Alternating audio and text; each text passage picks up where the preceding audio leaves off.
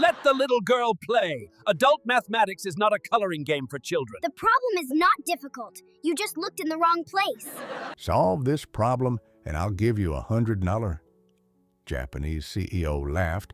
Maid's kid did. He was speechless. Whoever solves this problem will receive $100 million. Kenji Tanaka's voice boomed across the glittering hall, and laughter followed like an echo. The Japanese tech billionaire stood tall in his immaculate suit, champagne glass in hand, his smile sharp and mocking. On the giant screen behind him glowed a wall of equations, dense, impossible symbols labeled the Tanaka conjecture. He basked in the attention, savoring the applause. To him, the challenge was theater. He had poured millions into making the riddle unsolvable, a cruel monument to his own intellect. The money was bait, a prize he never expected to surrender.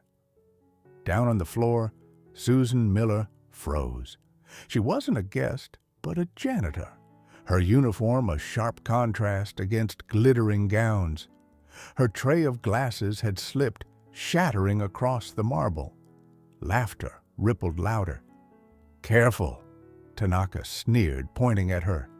"Our invisible staff seems clumsier than usual tonight. Perhaps you'd like to try your luck on my problem, Even a maid could be a millionaire if she's clever." The crowd roared, amused at the humiliation. Susan's cheeks burned. She wanted to disappear, to sink through the marble floor and never return. Then, cutting through the mockery, came a clear, steady voice. "My mother accepts your challenge." The laughter died instantly. Heads turned. From the shadows of the corridor stepped Chloe Miller, 12 years old, her blue eyes blazing with determination. She walked forward, unflinching under the lights, her small figure dwarfed by the grandeur of the hall. Tanaka blinked, caught off guard. "And who are you, little one?" he asked with a smirk. "Her daughter," Chloe answered simply, "and I'll solve your problem." The silence deepened. Guests exchanged astonished whispers. Tanaka's smirk widened. He had been cornered by his own arrogance, unable to retract the offer without losing face. He spread his arms grandly. "Very well, child. The stage is yours. Show us what no professor could." The audience leaned in. Could a maid's daughter really dare to challenge the intellect of a billionaire? The question hung in the air, sharp as thunder. The Wallace University Institute of Mathematics had never looked so grand. For its centennial gala, every chandelier glowed with golden fire, every marble column wrapped in silk banners bearing equations and Greek letters, symbols of intellect and prestige. Professors in tuxedos mingled with politicians, donors, and executives from across the globe. At the center of it all was Kenji Tanaka. The billionaire CEO of Tanatech, he embodied power dressed as elegance. His black tailored suit fit flawlessly, his silk tie embroidered with discrete patterns of fractals, his favorite symbol of complexity. Tall, sharp-featured, with eyes that gleamed like cut obsidian, Tanaka moved through the hall like a monarch. Wherever he walked, the air shifted, guests straightening, conversations pausing. To the public, Tanaka was a genius entrepreneur, a visionary who merged mathematics with technology to build empires of code and quantum processors. But beneath the admiration was fear. His reputation for cruelty was legend, crushing rivals, humiliating employees, firing entire teams with a smirk. He lived for control and for the spectacle of superiority. The Tanaka conjecture was his crown jewel. It had been presented as an unsolved mathematical riddle, a fusion of number theory, cryptography, and abstract algebra. Tanaka had sponsored its publication with the unspoken challenge: prove or disprove it, and claim his fortune. To the world's brightest minds, it was irresistible bait. For Tanaka, it was a stage prop, carefully designed to be impenetrable. The offer of $100 million was arrogance disguised as generosity. Susan Miller watched from the shadows, clutching her cleaning cloth. She was not part of the gala, only a figure moving along its edges, unseen. Once she had been a hopeful young woman, married to Mark, who dreamed of becoming a teacher. But his illness had drained their savings and, after his death, left her drowning in medical debt. Susan took the janitorial job at Wallace University because it offered steady pay, even if it meant scrubbing marble floors beneath the shoes of men like Tanaka. Her daughter Chloe was the one bright flame in her life. At 12, Chloe was quiet, sharp-eyed, with a curiosity that seemed too large for their tiny apartment.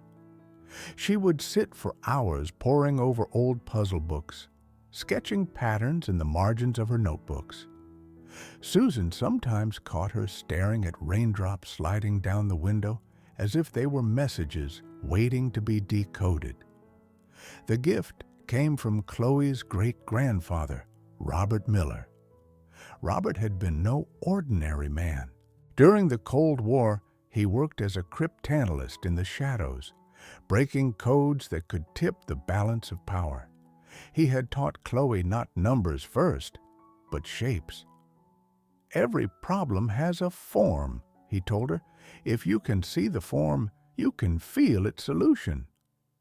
While other children played with dolls, Chloe played with tangrams, chessboards, and maps of constellations, learning to translate the abstract into the tangible. Robert passed away when Chloe was only 7, but not before filling her mind with what he called the language of hidden geometry. It was his legacy, one Susan never fully understood, but quietly nurtured. Chloe kept her grandfather's old notebooks stacked under her bed. Their pages were crammed with sketches of polygons, spirals, and cryptic annotations. She treated them as sacred texts, whispering the words he had said so often: "Nothing is unsolvable. The key is always in the shape." In the glittering world of the gala, Chloe did not belong. She had slipped in quietly to find her mother hiding behind pillars and curtains as waiters hurried past. From her corner, she had seen the way Tanaka humiliated Susan, mocking her as invisible, dismissing her humanity before a sea of silk and diamonds. And she had seen the screen, the infamous Tanaka conjecture, filling the stage with endless symbols. To the mathematicians, it was an enigma. To Chloe, it was something else. The patterns tugged at her memory, resonating with the pages she had studied from Robert's notebooks. The equations were not meaningless. They had shapes: triangles, lattices, constellations. She felt her pulse quicken. She could see what no one else in the hall could: the outline of a door hidden inside the chaos. Meanwhile, Tanaka basked in his empire. He toasted with investors, laughed at scholars who had failed to scratch the problem, and accepted admiration like tribute. In him was the picture of triumph, wealth, intelligence, dominance. Yet what he could not see was that his undoing was already in the room, wearing a plain dress, her hair in a simple braid, eyes fixed on the problem he had built to be unsolvable. Susan wiped another champagne stain from the marble, her shoulders hunched under the weight of ridicule. Chloe's jaw tightened. She thought of Robert, of his voice that still lived inside her. "Stand where others kneel, see what others overlook." The stage was set. The empire of arrogance glittered at its brightest, unaware that a maid's daughter was about to strike its first fracture. For a suspended second, no one moved. Crystal glasses hovered midair, conversations froze, even the string quartet faltered as Chloe's declaration rippled through the hall. Then the laughter came back, bigger, meaner, rolling over her like surf on stone. "A child?" a donor snorted, nudging his colleague. "Let her. This will be entertaining," a trustee said, already signaling a server for more champagne. A Cambridge postdoc in a bow tie whispered, "Poor thing doesn't know what a field extension is," and drew a scattered chuckle from the cluster of academics around him. On stage, Kenji Tanaka spread his arms magnanimously and bowed, an emperor granting spectacle. "By all means," he purred into the mic. "Bring the prodigy a marker." A technician hesitated, glancing at Susan. She stood near the foot of the dais, small, humiliated, clutching a dishcloth like a lifeline. "Chloe, no," she whispered, eyes desperate. "We're not part of this." Chloe turned, and for a moment the steel in her gaze softened. "I know, Mom." Then the steel returned. "But I am." She climbed the steps, the sound of her shoes a modest metronome against the marble. Tanaka watched with politely bored amusement, the corners of his mouth poised for a smirk. He flicked a hand. The giant display obediently cleared to white, save for the title, "The Tanaka Conjecture." "Since we must keep donors entertained," he said, "do explain your approach, Ms. "Chloe Miller," she answered into the nearest microphone. Her voice didn't tremble. "And I won't explain it first." The audience tittered. Tanaka arched an eyebrow. "You won't? I'll look first." With that, Chloe stepped to the screen, not to write, but to pace. Slow, deliberate, eyes narrowed as if reading a second text beneath the symbols. She moved from left to right to left, then back again, as if measuring a room only she could see. To some, it looked like stalling. To others, it looked like panic. Tanaka let the silence stretch. He was a maestro of it, feeding on the discomfort of lesser minds. He gave the crowd what they wanted, a tiny theatrical sigh. "Ms. Miller," he said at last, "mathematics is not stagecraft. If you have substance, present it." The nearest camera zoomed in to catch her face. It held no fear. Chloe reached up and with the marker drew not a digit, not an X or Y, but a triangle. Laughter burst again, ragged and relieved. "Geometry? On a number theory riddle?" someone crowed. A dean shook his head, pitying. The bow-tie postdoc whispered, "Adorable," to peals of sniggering. Chloe ignored them. She drew a lattice beside the triangle, then a pentagon, then a spiral that nested along the diagonal like a seashell folding inward. She tapped each figure lightly, as if listening for echo, then placed tiny points on vertices, labeling them not with letters, but with rhythms. Morse? No, something older. A hush, reluctant but real, pressed down over the room. Tanaka leaned closer to the monitor, the way a cat leans before the paw. "We do love performance art," he murmured, perfectly amplified. "Do we get paint next?"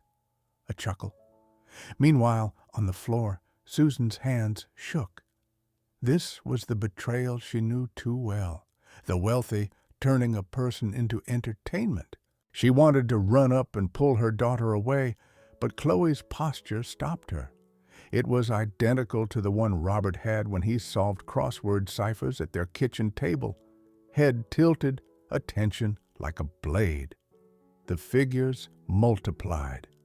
Chloe sketched a second lattice, then began drawing lines between distant points, skipping predictable neighbors, selecting only those that formed a subtle, repeating cadence. The crowd's mocking subsided by degrees.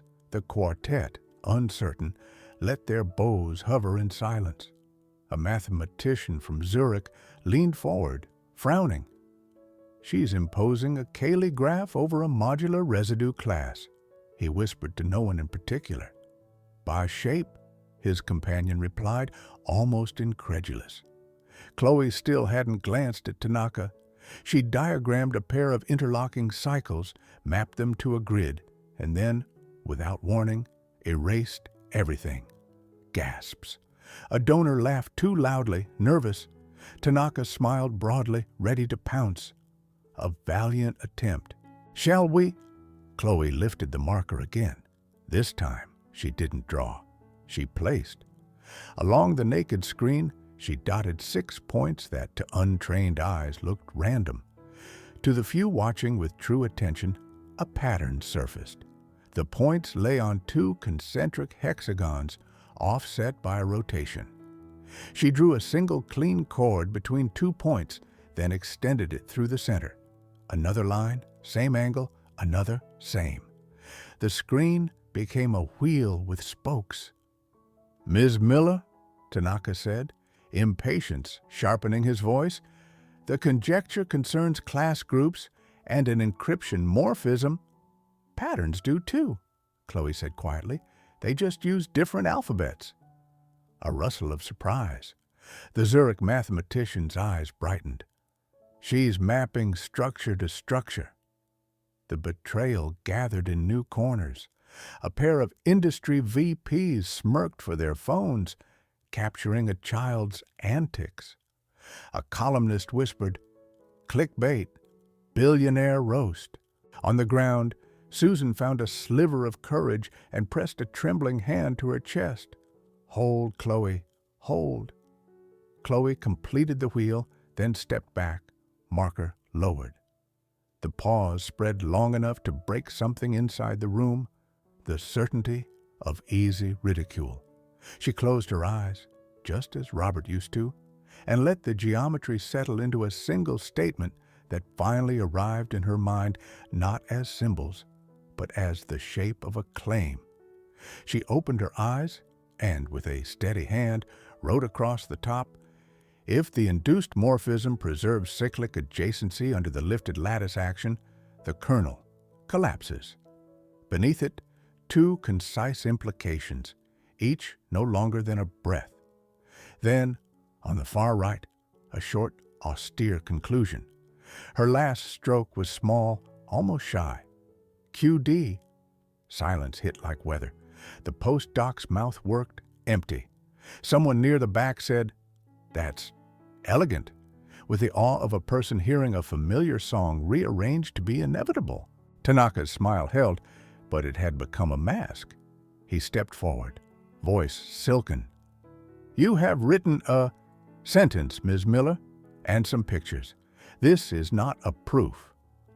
A new voice entered, measured, British, carrying across the hush without amplification. It might be the spine of one.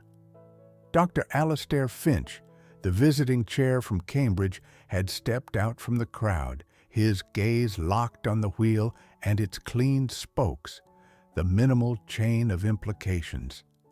He didn't look at Chloe. He looked through the work, as mathematicians do when sniffing the inevitability of structure. "May I?" he asked. Chloe nodded and handed him the marker. Her fingers brushed his. They were ice cold, but steady. Finch underlined 2 phrases, traced a finger along the spokes, then set the marker down as if it were fragile. He turned to Tanaka. "If her adjacency claim holds, and I believe it does, the morphism's kernel collapses exactly as she states. Your conjecture is dead on arrival." A ripple shivered through the hall. Tanaka's jaw set. "We will see," he said, with the taut smile of a man who refuses to yield an inch in public. "We will have a committee examine it." Finch didn't blink.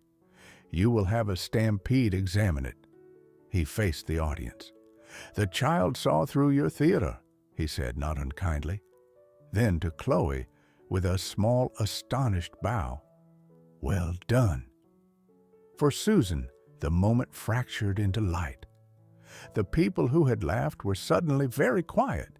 The men who had smirked began whispering numbers instead of jokes. And for Tanaka, just for a heartbeat, the mask slipped. Something like fear flashed there, quickly sheathed by charm. He clapped once, twice, too loud. "Marvelous," he said. "Let the experts verify." But the first crack was open. The spectacle he'd curated had begun to turn, and in that fissure, a maid's daughter stood, unshaken, having spoken a language older than arrogance, the geometry of truth.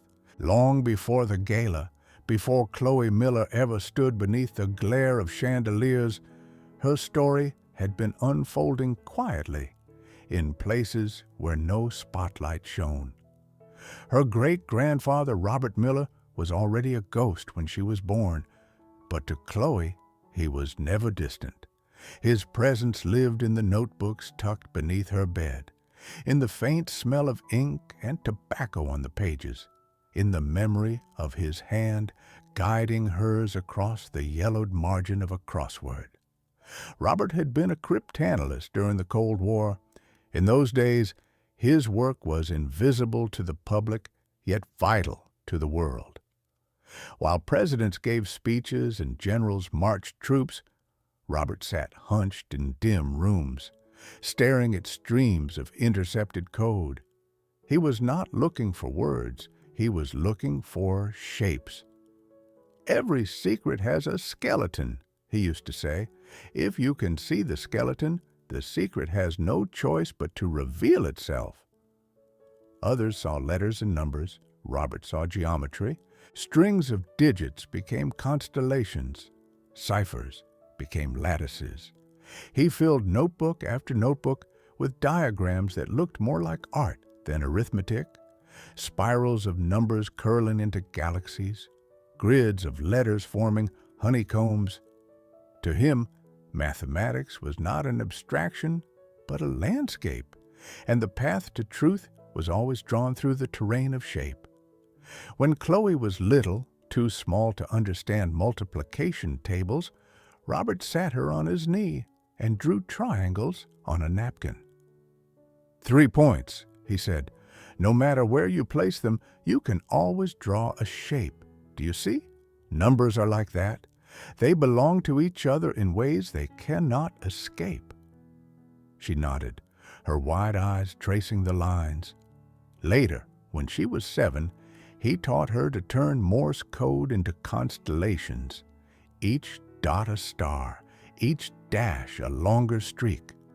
Connect them in order, and suddenly what looked like noise became a pattern. Chloe loved it.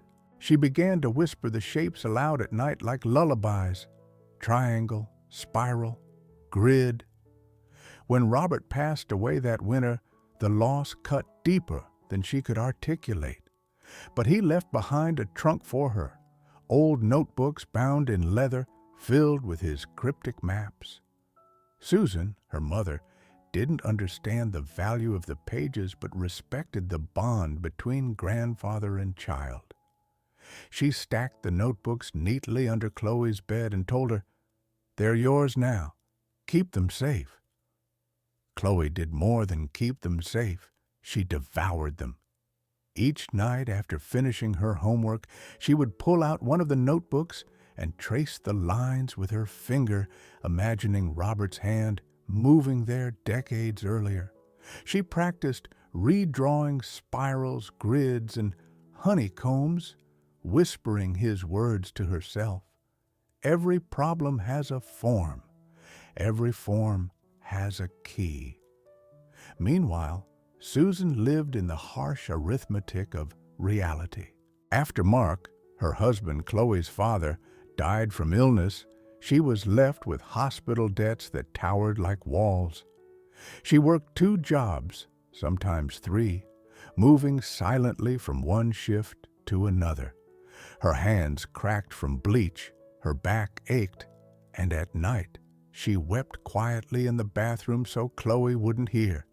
But Chloe heard, She saw her mother fold bills with shaking fingers, heard the muffled sobs through thin walls. And though she was only a child, she decided she would not add to her mother's burdens. Instead, she turned back to the notebooks, trying to decipher not just the puzzles within them, but the puzzle of survival itself. One entry in Robert's handwriting fascinated her most. It wasn't numbers, but a single sentence scrawled across the page. Zarathustra cannot be solved by numbers. It must be seen. Chloe didn't know what Zarathustra was, but the phrase stayed with her. When she looked at raindrops racing down the glass, she tried to see them. When she studied the cracks in the sidewalk, she tried to read them as shapes. It became her secret practice, a private inheritance that no one around her even knew existed. Years passed, and Chloe's talent grew like ivy through stone. Teachers noticed she solved puzzles faster than her classmates, but dismissed it as cleverness, nothing extraordinary. Susan noticed her daughter's drawings of spirals filling every scrap of paper, but thought it was simply a hobby. No one recognized the deeper current flowing beneath her quiet eyes. Only Chloe knew. She remembered one evening vividly. The power had gone out in their apartment, and Susan lit a candle. Chloe sat at the table with one of Robert's notebooks open before her. The flickering light made the diagram shimmer as though alive. She stared at one spiral until suddenly it seemed to move, spinning into a lattice that snapped into clarity. She gasped. In that instant, she felt it. Her grandfather's mind reaching across years, whispering, "You can see it. You were meant to." From then on, Chloe was certain. She carried the notebooks like a soldier carries a compass, not for school grades but for survival. She believed that one day, somewhere, the shapes would matter. That day arrived at the Wallace Gala. When she first glimpsed the Tanaka conjecture on the screen, her pulse jumped. The lattice of equations, the arcane symbols, none of it made sense as language. But as geometry, it was screaming. Triangles folding into hexagons, adjacency lines repeating like Robert's spirals. And then she saw it, a wheel hidden inside the algebra, the very skeleton her great-grandfather had warned her about. Zarathustra. She remembered the line from his notebook. Zarathustra cannot be solved by numbers. It must be seen. And she saw. At that moment, standing behind the curtain, watching Tanaka sneer at her mother, Chloe understood why she had been given those notebooks, why Robert had whispered his strange gospel of shape. She wasn't meant to carry the gift as a curiosity. She was meant to wield it. Susan never knew any of this. To her, Chloe was still just her little girl, fragile and brilliant, but ordinary. She didn't know Chloe had been rehearsing for years in silence, waiting for the shape of destiny to appear. And now it had. When Chloe stepped onto the stage that night, marker in hand, she wasn't improvising. She was answering a call that had been humming in her bones since childhood. The crowd thought it was arrogance. Tanaka thought it was a joke. But for Chloe, it was simply the next move in a game Robert had taught her to play long ago. See the skeleton, strip away the noise, and reveal the truth. The hall had become a battlefield of murmurs. Guests whispered, journalists scribbled notes, and mathematicians argued in low tones over Chloe's wheel of spokes. Some dismissed it as coincidence. Others, more cautious, admitted they had never seen the problem framed so elegantly. Kenji Tanaka stood with his trademark smile fixed in place. But those closest to him Notice the tension in his jaw, the way his glass trembled slightly in his hand. For years, he had used this conjecture as a monument to his intellect, daring anyone to approach it. And now, a 12-year-old had placed her chalk-marked fingerprints on it. Susan wanted to run to the stage, pull her daughter into her arms, and flee. But Chloe didn't look like she wanted saving. She looked like she belonged. Tanaka cleared his throat, voice booming again through the microphone.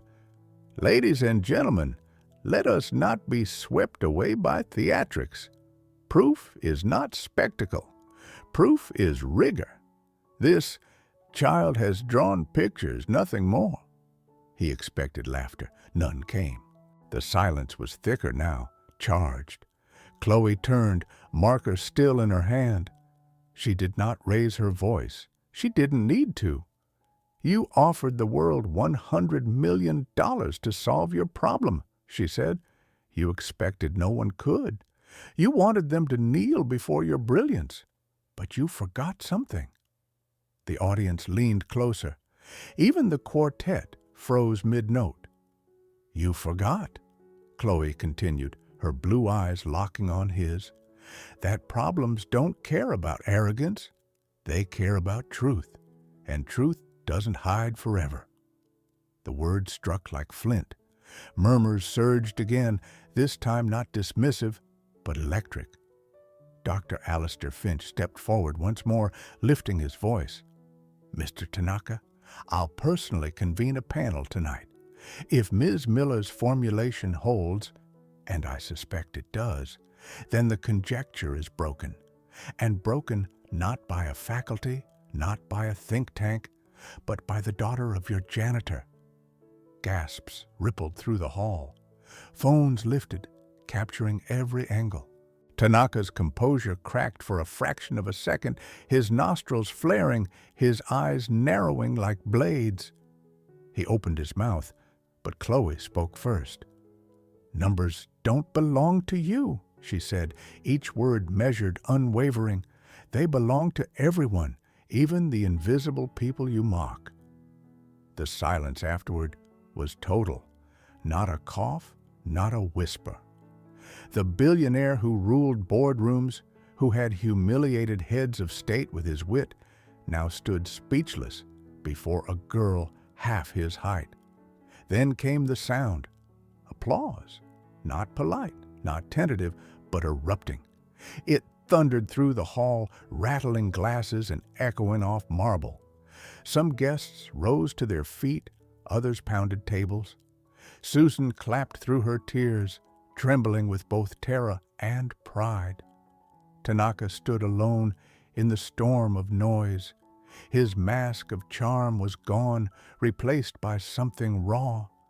The realization that he had been outmaneuvered on his own stage. And Chloe, just Chloe, daughter of a janitor, stood in the center of it all, her shoulders straight, her eyes clear, having broken the silence of her own invisibility, as much as his arrogance. The tide had turned. For a long moment after the applause, the gala seemed suspended in another world.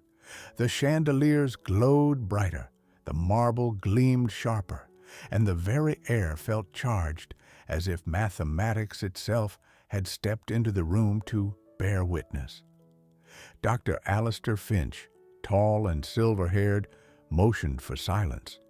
"Colleagues," he said, his voice steady but pulsing with restrained excitement, "we are standing at the edge of something historic.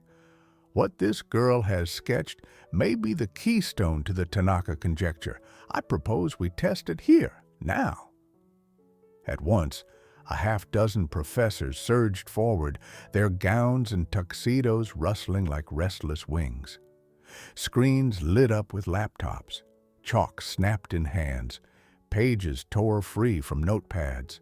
Within minutes, a cluster of some of the finest minds in mathematics bent themselves to Chloe's wheel. The hall transformed from gala to war room. The journalists scribbled faster, cameras flashed, and the waiters who had been invisible moments ago leaned against pillars, captivated. Even the quartet set down their instruments to watch. Chloe stood off to the side, small and calm, her marker-stained fingers twisted together, but her face betrayed no fear. She had seen this before, in her grandfather's notebooks, in the spirals that had whispered to her late at night. She knew the shape would hold. Susan, still at the edge of the dais, couldn't breathe. She wanted to run to Chloe, to shield her from the blaze of attention, but something in her daughter's posture held her back. Chloe didn't need protecting, she needed witnesses. The mathematicians worked furiously. Dr. Finch directed, "Check adjacency consistency across modular classes." Another voice, "Her collapse condition removes redundant residues. Look at this." Pages were flipped, symbols scribbled, lines drawn connecting Chloe's sparse strokes to entire branches of abstract algebra. And slowly, murmurs shifted. At first, doubtful, then curious, then stunned. "This works? My God, it collapses cleanly. She's not approximating, she's cutting through." Dr. Finch turned back toward the crowd, chalk dust on his cuffs, eyes shining. "It holds," he declared, his voice nearly trembling. "Her formulation holds. The conjecture collapses under her adjacency mapping. Elegant, minimal, devastating. Ladies and gentlemen, the Tanaka conjecture is solved." A roar erupted, louder than before, a tidal wave of disbelief transmuted into awe. The hall shook with the sound, stomping feet, clapping hands, shouts of astonishment. Chloe didn't flinch. She simply exhaled, long and quiet, as if releasing the last secret her grandfather had entrusted to her. Kenji Tanaka stood very still. His hands, once steady with glasses of champagne, were clenched at his sides. His carefully crafted smirk had evaporated, replaced by a rigid mask. But behind his eyes burned something sharp: panic, rage, humiliation. He stepped forward, trying to reclaim the stage. "This is premature," he insisted, his voice sharper than intended. "A conjecture requires rigor, peer review, verification across months, years." Finch cut him off, uncharacteristically firm. "The rigor begins tonight, and history will record that its first stroke came from Chloe Miller." All eyes swung back to the girl. Chloe lowered her head slightly, not in shame, but humility. "It wasn't mine alone," she said softly. "It was my grandfather's, too. He taught me to see the shapes." Susan's throat closed. The mention of Robert Miller, the quiet man who had once been ignored by history, now echoed in the grandest hall of academia. Guests swarmed, eager to shake Chloe's hand, to take photographs, to shout questions. A Nobel laureate knelt to her height to ask, "How did you see it?" Another blurted, "Do you realize what this means for cryptography?" She answered politely, her words simple, "I just drew what I saw." Meanwhile, Tanaka's empire cracked further. Investors in the room exchanged uneasy glances, their golden faith shaken. Journalists whispered headlines into recorders. "Billionaire humbled by janitor's daughter." The image of Tanaka's smirk beside Chloe's calm would hit every front page by morning. Susan finally reached her daughter's side. She gripped Chloe's shoulders, tears streaking down her cheeks. "You did it," she whispered. Chloe looked up, her expression serene. "We did it, Mom. Grandpa, too." The crowd surged again, chanting her name now. "Chloe! Chloe!" like a victorious chorus. Tanaka's name, once the centerpiece of the conjecture, had already begun to fade. Unable to endure, Tanaka lifted his chin. "Enough!" His voice cracked like glass. "A hall of amateurs and a child's doodles do not decide mathematics. But the room no longer belonged to him. Dr. Finch stepped beside Chloe, his hand resting lightly on her shoulder. "What decides mathematics," he said firmly, "is truth, and tonight, truth has spoken through her." The cameras caught everything: Tanaka's frozen fury, Chloe's quiet dignity, Finch's steady authority. The billionaire who had built a monument to arrogance had just been dwarfed by a child's unshakable calm. For Chloe, the climax was not the applause. It was the stillness she felt inside, the moment of connection between her and her grandfather's whisper across time. She imagined him standing at the back of the hall, hands folded behind his back, nodding once in silent pride. Susan saw it too, not the ghost, but the transformation of her daughter. No longer the quiet girl sketching spirals in secret, Chloe now stood revealed to the world, radiant, not with arrogance, but with truth. The hall thundered. The world would thunder next. And in that instant, Kenji Tanaka understood what true power looked like. It was not in the billions he hoarded, not in the empires he ruled, but in the simple clarity of a child who could see what others mocked. The conjecture was shattered, his arrogance was undone, and the maid's daughter had just written her name into history. The ovation slowly ebbed, leaving only the sound of cameras clicking like a hailstorm. Kenji Tanaka remained on stage, but the air around him had changed. Hours ago, he had been the sun, every eye orbiting his brilliance. Now he was a shadow, outshone by a child with a marker. He forced a laugh, brittle and sharp. "You are all too eager to be entertained," he said, voice straining for command.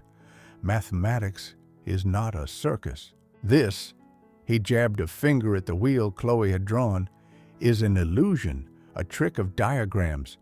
Do you truly believe this child has done what none of you could?"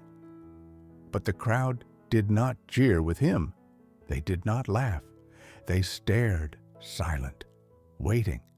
Even his usual chorus of sycophants, executives, and board members had slipped away into the tide of admirers now pressing toward Chloe. Dr. Finch's reply was cold steel. "Yes, Mr. Tanaka, that is exactly what we believe." Tanaka's jaw worked, desperate for an anchor. "The prize," he began, his voice faltering. $100 million was rhetorical. "Surely you understand—" "No," Finch cut him off. "Your words were clear. 100 million on record, on camera. And now the world has witnessed you try to wriggle free of your own boast." The silence was worse than mockery. It was the silence of abandonment, of an empire hollowing out. Guests turned their backs. Investors typed furiously into phones. Journalists whispered with hungry eyes. Tanaka's face blanched. His fingers trembled at his cuffs, tugging them compulsively. For a moment, his mask cracked entirely, arrogance dissolving into raw, naked fear. He looked not like a titan of industry, but like a boy caught lying, cornered by his own hubris. Chloe watched him without malice. Her voice, when she spoke, was soft, but carried to every corner. "You said truth didn't matter, that no one could solve it. But truth doesn't belong to billionaires. It belongs to everyone, even children, even maids." Her words fell like a gavel. The applause returned, not thunderous now, but steady, rhythmic, like a verdict. The hall itself seemed to turn its back on Tanaka. He lowered his head, shoulders rigid. For the first time in his career, he had no retort, no empire to hide behind, only defeat, witnessed by the world. Chloe, standing small but unbowed, did not gloat. She simply stepped down from the dais into her mother's waiting arms, leaving Kenji Tanaka alone at the center of the stage he had once owned. The arrogant had fallen, and the maid's daughter walked away with grace. The gala ended, but the story had only begun. By dawn, headlines stretched across the globe. Maid's daughter solves billionaire's challenge. Tanaka conjecture collapses in one night. Truth found in the hands of a child. For Susan Miller, it was like waking inside a dream. Strangers flooded her with letters of gratitude. Universities offered full scholarships for Chloe, and philanthropists asked how they could help. Yet Susan clung not to the noise of fame, but to the quiet memory of her daughter standing steady on stage, marker in hand. That image alone was enough to carry her through a lifetime. Chloe, meanwhile, did not hunger for the spotlight. She preferred the silence of the library, the comfort of her grandfather's notebooks, the whisper of shapes only she could see. The $100 million, placed in trust under legal supervision after furious pressure, meant security for both her and her mother. But to Chloe, the true treasure was simpler, proof that her grandfather's voice had not been lost.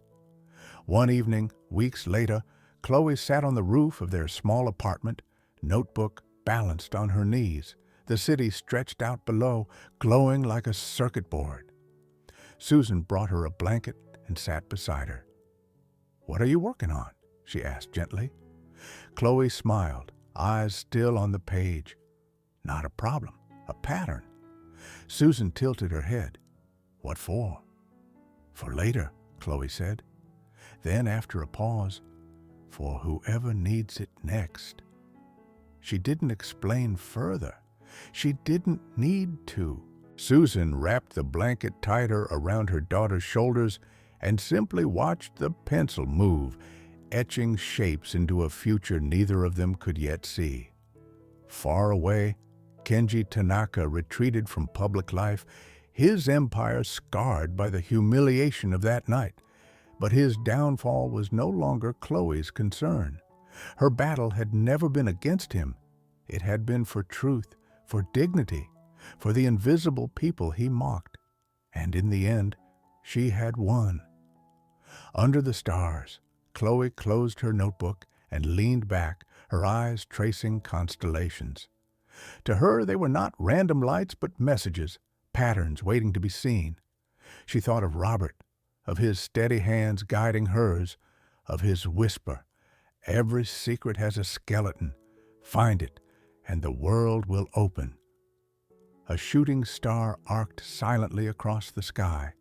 Chloe raised her hand as if to sketch its path into the page. The world was vast, filled with riddles yet unsolved, and Chloe Miller was ready.